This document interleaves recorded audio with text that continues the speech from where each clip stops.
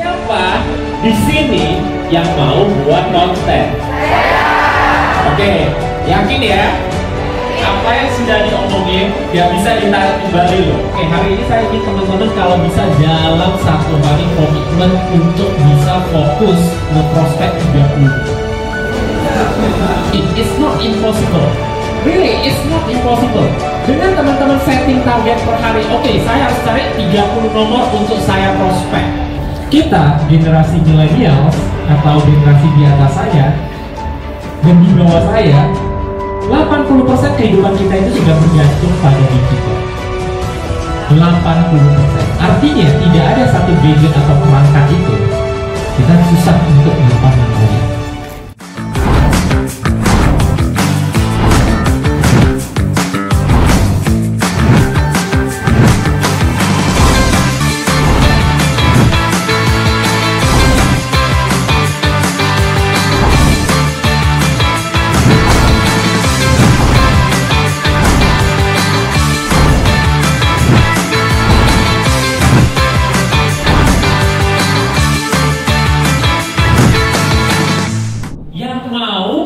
Membuat konten.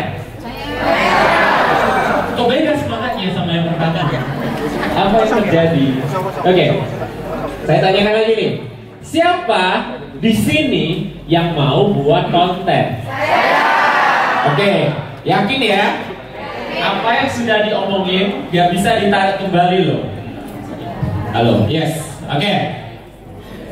Jadi teman-teman di sini komitmen ya untuk membuat konten ya. Nah, pertanyaan saya lagi nih, problem terbesar membuat konten itu apa? Mager ya, gak punya ide, susah.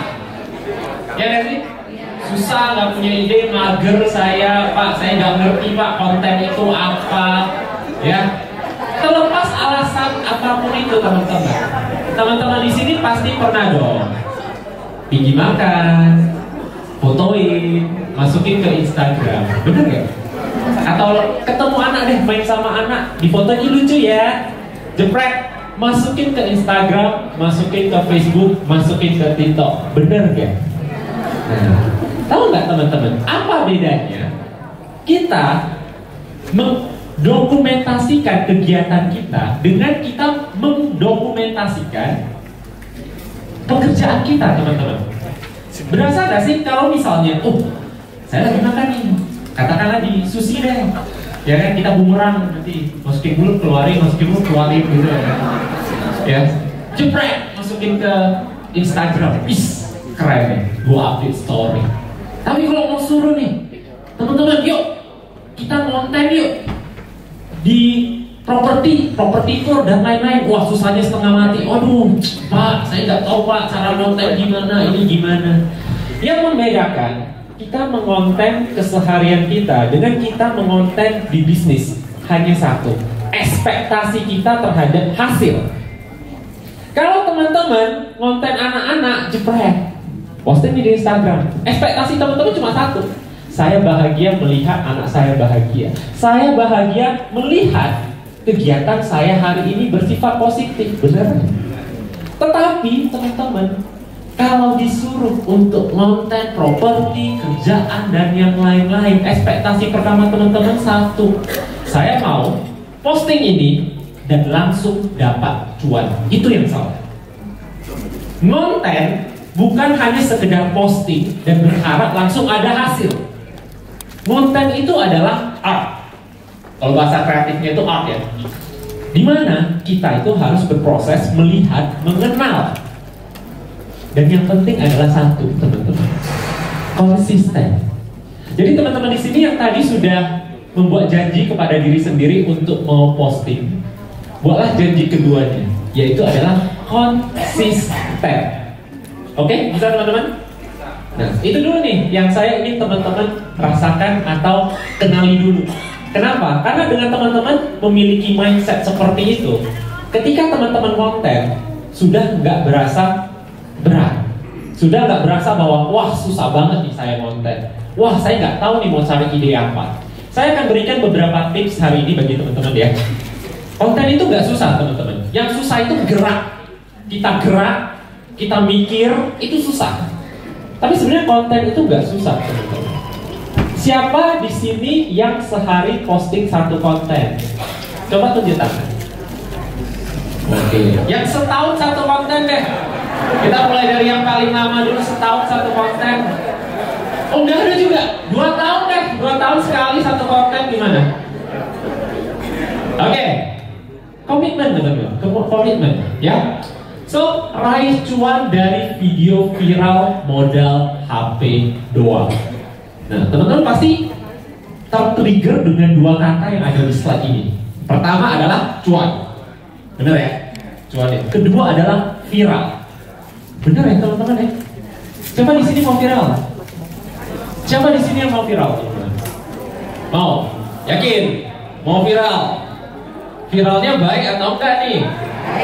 Yang baik ya. Nah, masalahnya yang terjadi di Indonesia ini adalah viral yang baik jarang sekali. Kita nggak bahas ke sana ya, bahaya banget loh.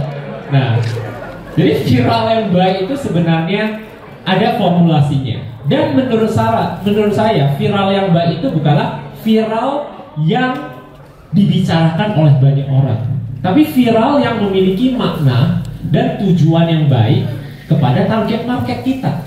Itu viral yang baik. Kita nggak butuh viral untuk bisa jualan, tapi yang penting adalah informasi dari setiap konten yang kita berikan bisa tersampaikan kepada target market kita.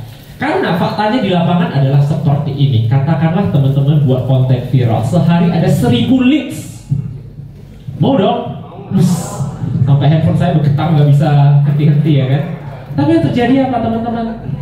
Banyak konten viral masuk leads di telepon, ujung-ujungnya nggak punya daya beli. Capek nggak kita sebagai marketing? Capek. Tanya-tanya ya kan, udah datang site visit 11 kali. Nah, bawa orang tua, bawa anak, bawa feng shui, semua bawa ya kan. Akhirnya, oh nggak bisa pak, saya nggak suka propertinya.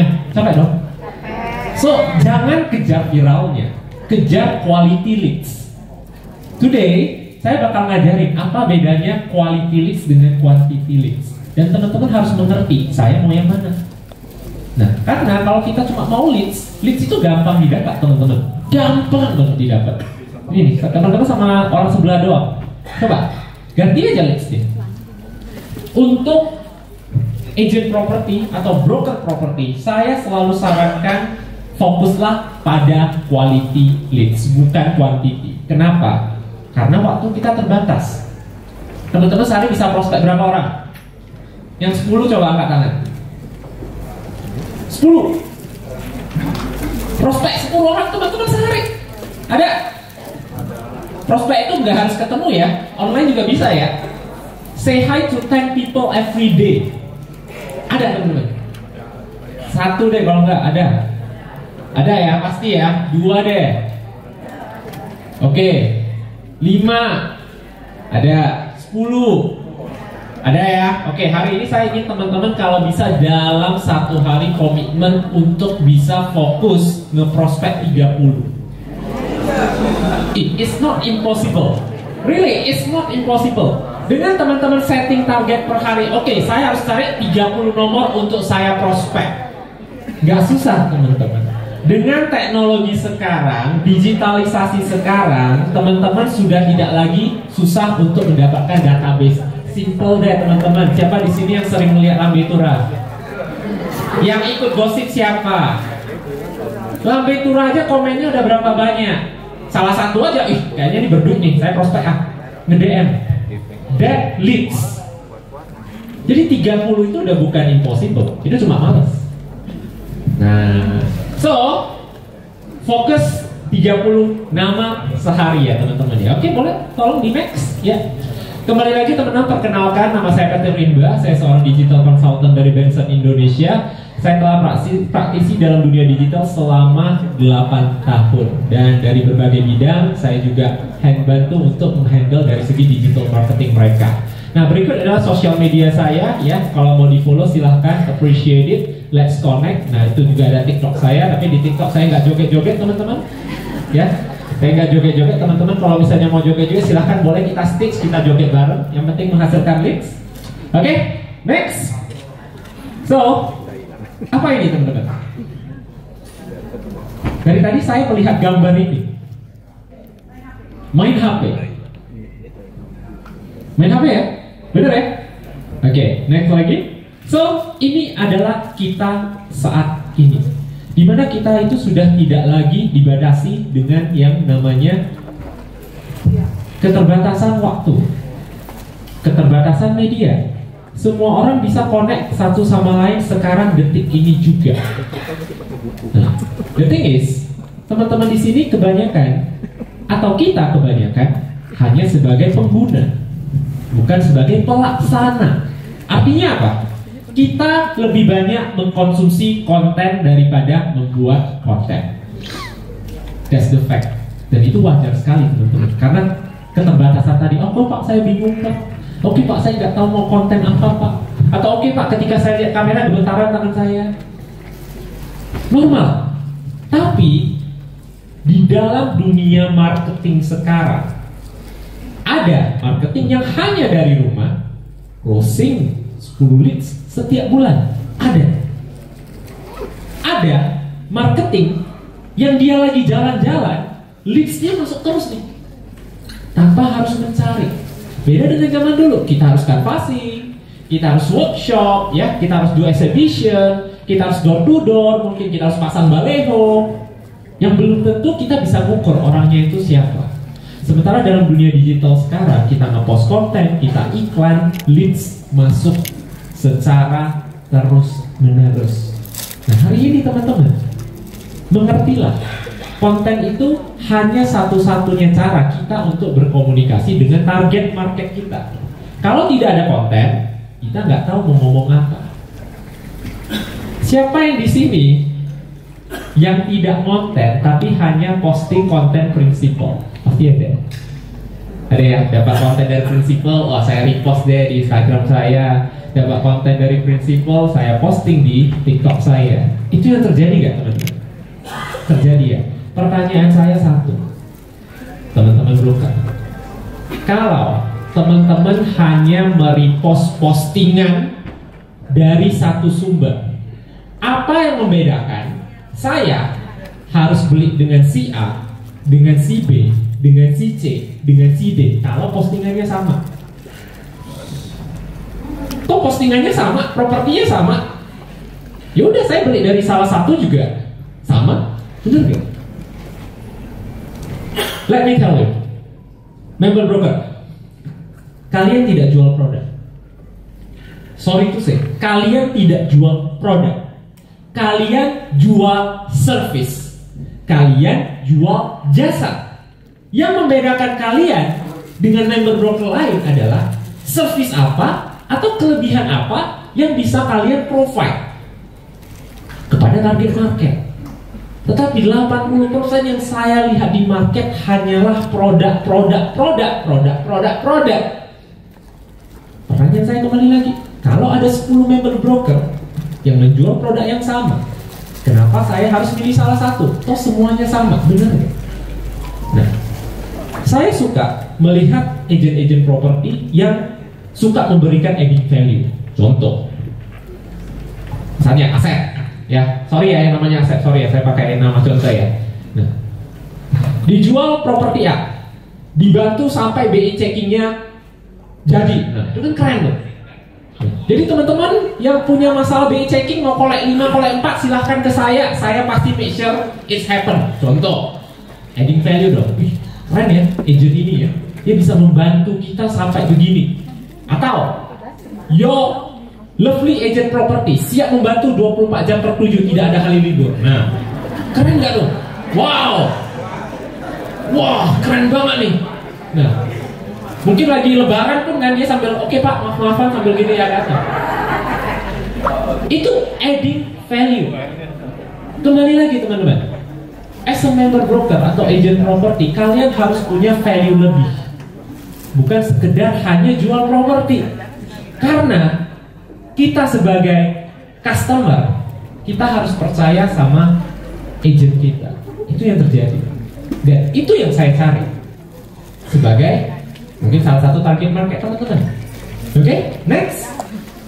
Kita masuk dulu teman-teman ya. Dalam dunia digital itu ada beberapa hal yang teman-teman bisa optimasi Salah satunya itu adalah sosial media. Kita hari ini akan membahas banyak tentang sosial media, mau itu TikTok, mau itu Instagram, karena itu adalah media yang paling penting dan paling banyak digunakan. Teman-teman di sini, siapa yang tidak punya TikTok? Tidak punya. Tidak punya, tolong angkat tangan. Gak apa-apa, gak dihujat, tenang. Coba, yang gak punya?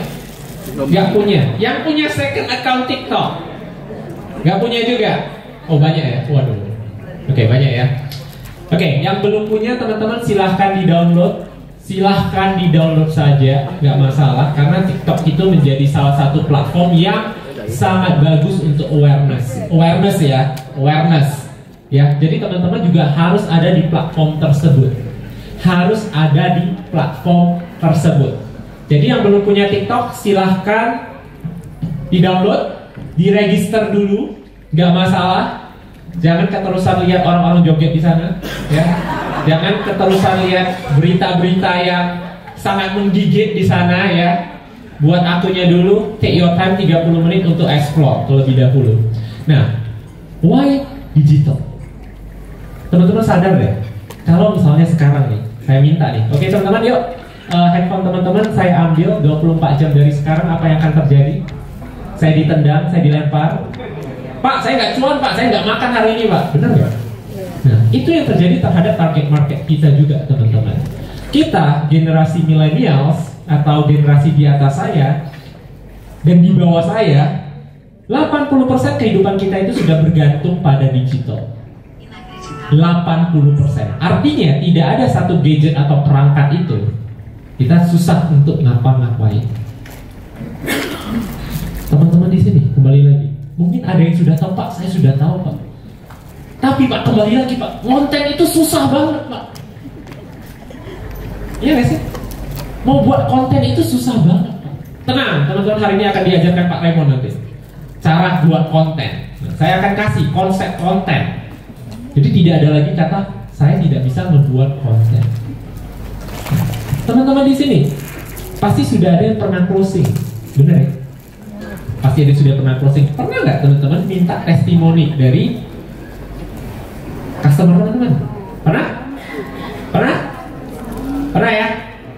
Pernah? Atau lupa? Kalau lupa sekarang dicatat, nanti minta. Kalau pernah, pertanyaan saya kedua, ada minta referensinya? Ada? Ada ya? Yakin ya? Nah, hasil dari video tersebut atau hasil dari konten tersebut, apakah ada di posting di sosial media? Ada? Belum diposting. Jadi jembatan kita atau perangkat gadget kita ini bisa menjadi faktor utama kita untuk memperluas jaringan. Oke, untuk memperluas jaringan itu penting. Nah, that's why digital sekarang itu menjadi peranan hampir 80% market telah berpindah dari offline ke online untuk mencari informasi. Oke, next. Oke, next lagi. Nah, teman-teman ketahui dalam dunia digital sekarang bukan tentang apa yang kita jual. Ingat, bukan apa yang kita jual, tetapi apa yang bisa kita berikan.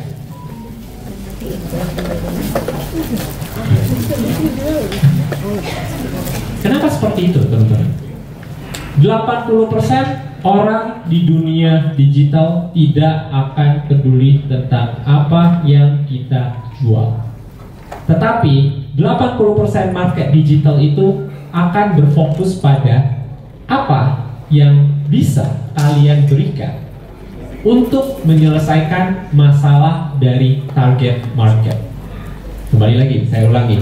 80% market digital itu tidak akan peduli tentang produk apa yang kita jual, tetapi akan berfokus pada apa yang bisa kita berikan kepada target market kita untuk menyelesaikan masalah mereka.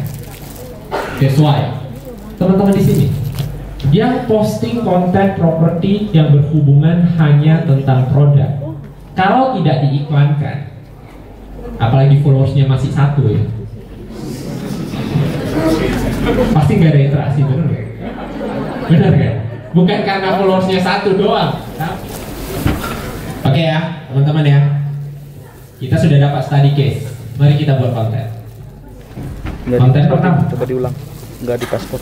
Rumah di daerah BSD, 2 lantai, free carport, ya kan? Free surat-surat BPATB apa itu semua, ya kan? Nah, hanya 2M. Iklan pertama, video pertama.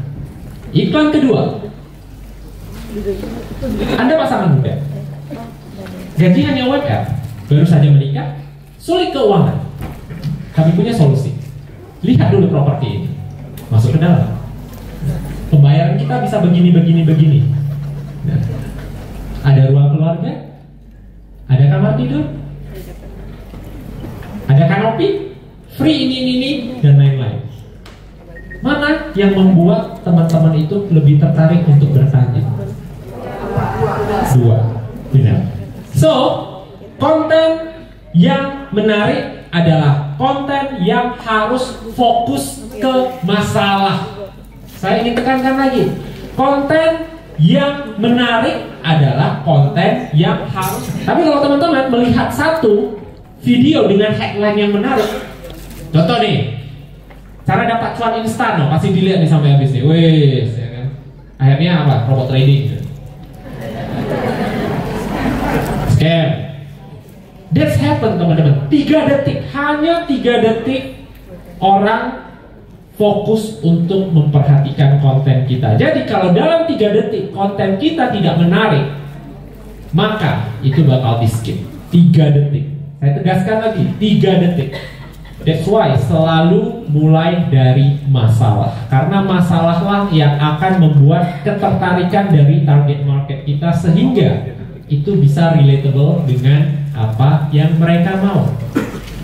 Mau di bisnis apapun teman-teman, fokus pada masalah target market kita. Oke, next. How do I start? Bagaimana saya mulai, Pak? Saya udah ngerti nih sekarang konten nih, ya. Terus saya juga tahu nih problem nih, Pak. Startnya gimana? Pertama, next. Starting dengan 4 step ini dalam dunia digital. Yang pertama adalah kita harus mengenal objektif kita apa. Yang kedua adalah kita harus mengenal target market kita seperti apa. Yang ketiga adalah kita harus pilih channel dan platform yang tepat. Dan yang terakhir adalah kita bereksperimen. Ingat ya teman-teman ya, jangan fokus pada platform yang target market kita itu tidak berada di sana. Nah, karena kita sebagai masyarakat plus 62, terkadang kita bisa FOMO deh. Apalagi pas COVID kemarin, wih semua harus go digital ya kan, buat website, buat aplikasi ya kan. Tapi belum tentu bisnis kita itu bisa diterapkan di sana. Fokuslah pada sosial media yang kita punya terlebih dahulu, teman-teman. Fokuslah pada Instagram, fokuslah pada TikTok. Mulai konsisten untuk konten, ya. Konten apapun tentang keseharian teman-teman. Mau pas ketemu klien di foto silahkan. Nah, mau teman-teman hari ini lagi ngopi silahkan post. Karena dalam sosial media orang-orang mencintai yang dinamakan storytelling. Ya, storytelling. Misalnya hari ini teman-teman ketemu klien punya study case seperti apa, diceritain. Nah, terus kasih solusi. Pernah gak sih teman-teman lihat posting di story, ada orang cerita tentang keseharian dia. Saya hari ini baru ketabrak mobil misalnya, sudah telat ya kan. Nah akhirnya saya begini. Nah teman-teman akhirnya kan baca, benar gak? Kalau enggak, teman-teman hanya post produk, orang skip. Bener ya? Nah sekarang misalnya teman-teman ada follow influencer, ya, kalau hanya posting produk doang pasti teman-teman skip. Tapi kalau influencer tersebut menceritakan produk tersebut bisa menyelesaikan masalah apa di mereka, teman-teman pasti dengar. Create story teman-teman. Nah, mulai untuk create story. Jangan hanya produk mulu please. Kalau teman-teman hanya post produk, tidak ada bedanya teman-teman dengan broker lain. It's the same thing. Tapi kalau teman-teman bisa menceritakan oh saya membantu klien saya di ini. Kan orang yang melihat enak loh. Wah, dia itu bisa seprofesional ini ya. Wah, dia itu punya adding value seperti ini ya. Itu yang dicari teman-teman. So create story, value lebih apa yang teman-teman bisa berikan kepada target market teman-teman. Oke? Next, the mindset. Next lagi.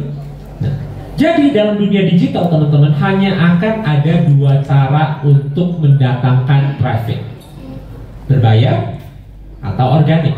Saya ulangi, hanya akan ada dua cara saja untuk mendatangkan traffic. Yang pertama adalah berbayar atau organik.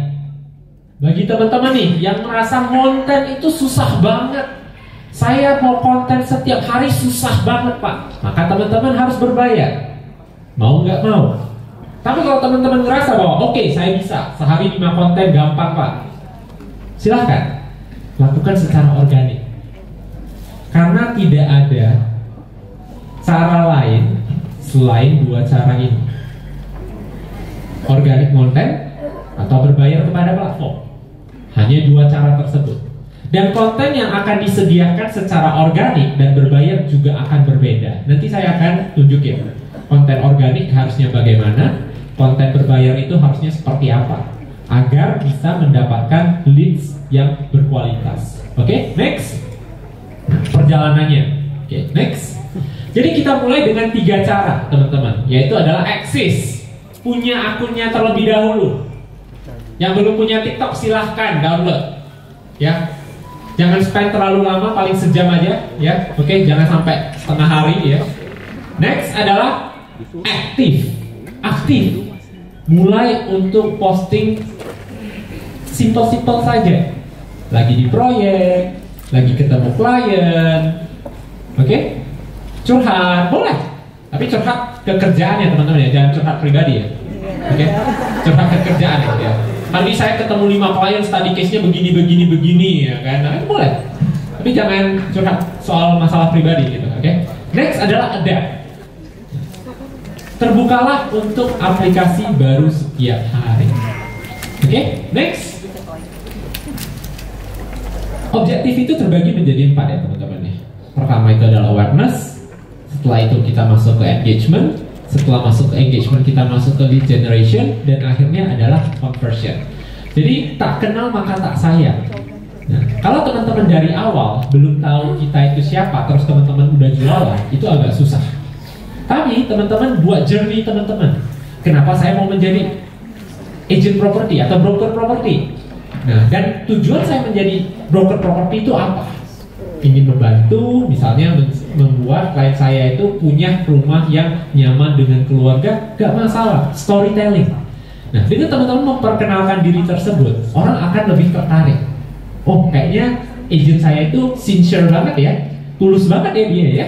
Boleh kita ajak ngobrol, nah kita ajak untuk ngopi bareng, ya kan? Nah, setelah itu masuk ke lead generation. Tawarkanlah produk-produk yang sesuai terhadap klien atau target market teman-teman, dan akhirnya closing. So, step flow untuk kita masuk ke objektif dalam dunia digital itu 4: awareness, engagement, lead generation, dan conversion. Oke, next.